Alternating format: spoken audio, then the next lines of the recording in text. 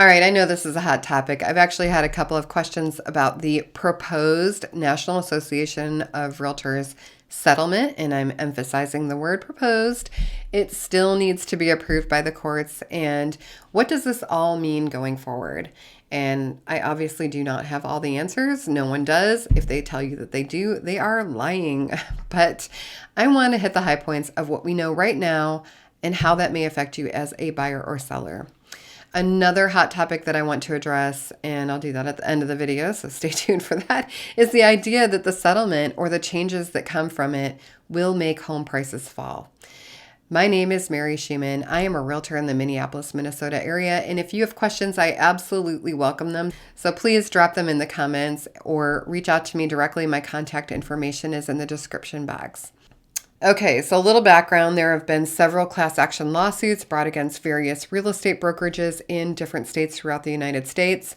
The first one that was kind of really big news was in Missouri, and it really surrounded what appeared to be a lack of disclosure about commissions paid to the buyer's agents via the commission that they paid their selling agent, listing agent.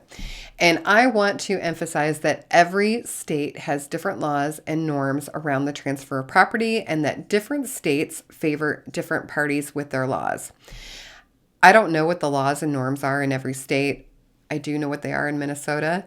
And Minnesota is a very consumer-friendly state. And while this lawsuit will change a few things here, if it actually goes through, still to be determined, I wanted today to talk about what we currently do and how that addresses the proposed changes, and how it actually won't change here in Minnesota.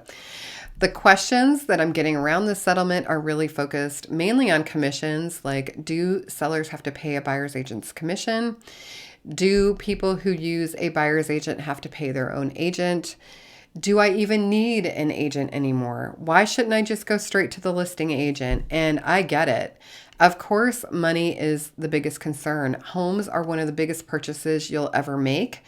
The financial side of this is a huge part of that equation, and having a clear understanding of what all of this means and how it's going to affect people is really important. The settlement really proposes three things, and they are, number one, that no agent can take a buyer out to see a property without a buyer representation agreement in place. Number two is that disclosure of commissions have to be in the buyer's representation agreement. Number three is that no commission, co-broke, shared commissions with the listing agent can be posted in the MLS. The first point about having a buyer representation agreement in place has been law in Minnesota for a very long time. Now, did every agent follow this law? I am guessing the answer to that is no, because not everyone follows all the laws. But anyway, I always get an agreement signed so that we are all on the same page. To me, this is just best practice in general, regardless of the law. A contract is a set of terms that we all agree to, and this allows everyone to know exactly what those terms are without making any assumptions or guessing. It is simply better for everyone to know exactly what we're agreeing to.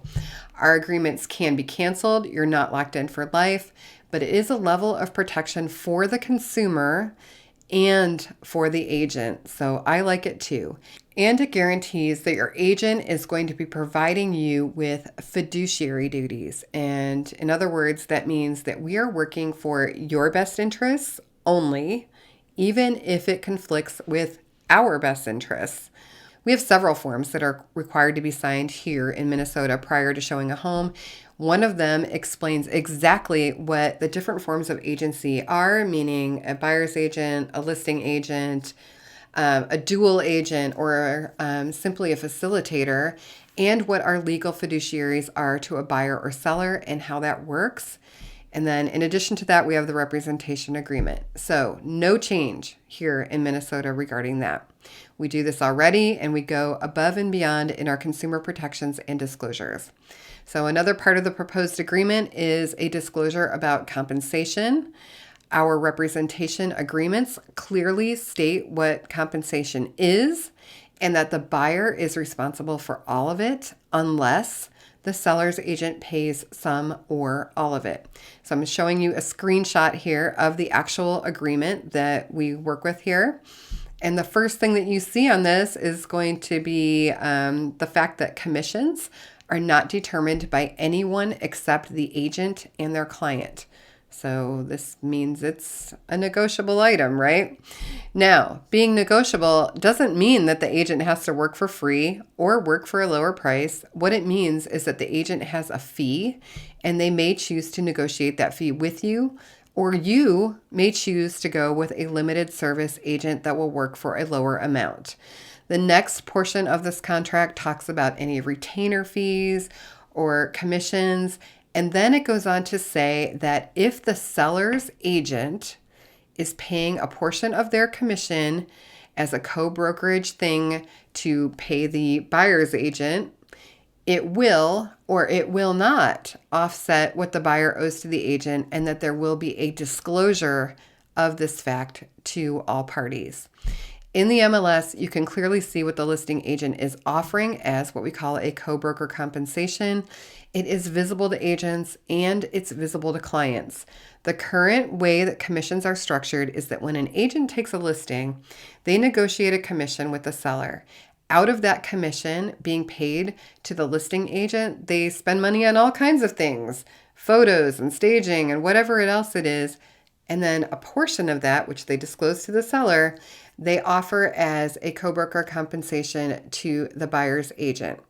The agent will disclose the amount of their commission that they are offering to the buyer's agent on the MLS for that house. The agent can see it and the buyers can see it. It's very transparent. And this way, absolutely everyone is on the same page and the buyer will be aware that their agent is or is not being compensated from the listing agent. This is published not only on the MLS, but on every portal that pulls from the MLS. That's Zillow, Trulia, Redfin. Agents are aware and consumers are aware. So not to beat a dead horse, but it's disclosed. The proposed solution to this is not that buyer's agents are no longer compensated, but that the seller would have to negotiate that with every individual buyer. Excuse me. The offer from the listing agent will no longer be posted on the MLS. And I actually think this is the biggest problem with this proposed settlement because it removes transparency for everyone, including the buyer, who is able to see it and know that, hey, if I see this house, one of the benefits of making an offer on it is that they're paying my agent something to help defray my costs. And just to be very clear, there has never been a required compensation to the buyer's agent. A listing agent could put as little as $1 in that field for a very long time, and that field was actually changed to accept $0. So pretty much everything in real estate is negotiable, including commissions. Realtors don't set commissions for everyone, although someone can certainly say, I won't do this job for less than X percentage or X dollars. We're all independent and almost all of us work 100% on commission. If someone says that they won't work for less than a certain amount, well, hey, guess what? That is actually a negotiation. You, the consumer, can accept that, or you can choose to work with someone else. A friend of mine used, kind of a more simplistic example to help you visualize it, that some people will go to, Great Clips. They just want a walk-in. They want a cheap haircut. They don't care if it's perfect. They're happy with what they receive for the dollars that they paid. And others will go to a salon because they want and they need a higher level of service and they are willing to pay for it.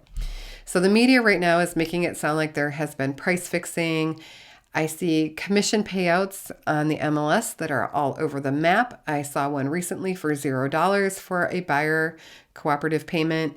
I see them listed at less than 2.7%, which is not a fixed price, but it's kind of the norm or what we've kind of settled at for sellers to offer. This actually varies by market, and I would also assume that it's going to change when it becomes a buyer's market here eventually someday. It's probably going to change that number quite a bit. And sometimes agents actually do put in more of their commission to attract a buyer. If you've got a difficult home to sell, maybe you want to kind of sweeten the pot a little bit for the buyer. There have always been options for buyers and sellers. There are flat fee listing brokerages where they do nothing but put it on the MLS. There are agents that are paid by the hour, and I wonder what that incentivizes. Does it incentivize dragging the process out and getting more money, or does it incentivize getting you the home you want? Every person will have to make the same decisions going forward that they had to make before. What level of service do you want? Is it worth the price that you're having to pay? And this is just like every other service provider. So here is what I know from working with a lot of buyers, especially all of my relocation buyers that I love so much. You need someone who has local knowledge about the area and the housing market in general. You need someone that can help you have high quality experiences with viewing, even from 1,000 miles away. You want someone with integrity, someone that's responsive, someone that can show you what's going on with a house and put it in the context of the neighborhood and the city. This takes a lot of time. Once you find the house, which is actually, funnily enough, the easy part and the thing that everyone thinks that's the only thing we do, you actually need someone to do the hard parts, which are negotiate the deal, put your best offer forward. This real estate market here is incredibly competitive. It's very difficult to get an offer accepted. You'll want someone that understands the nuances of the contracts and the terms, someone that has winning strategies in their back pocket and can help you negotiate all of the contingencies and manage the dates and all of the details that can be extremely costly if you don't know about them or fail to stay on top of them, or maybe even make you miss the boat entirely, like you're not closing on that property. So buyer's agents do a lot of work, and I think the unseen thing that they do most is act as a big buffer between you and the stress of making this enormous move, an expensive purchase, and put as little psychological angst on you as possible. We are actually problem solvers, and we work very hard to protect our clients from all of the ups and downs and ugly sausage making that happens behind the scenes.